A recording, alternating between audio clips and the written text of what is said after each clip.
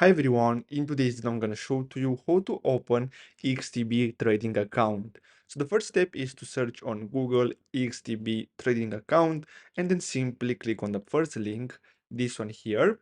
And then basically what you'll have to do is simply enter your email address and then you'll have to simply choose your country and then simply tick these two boxes and click on next step. And then basically you'll have to simply uh, continue from here. So I'm gonna go with this one here, and then here you have to simply enter again. So uh, this website, so XTB, is available in different countries. As you can see, I was redirected to my country basically, and now I have the same thing again, and now we have to wait. And then as you can see, basically our account has been created and now we'll have to simply connect to the platform and start using it.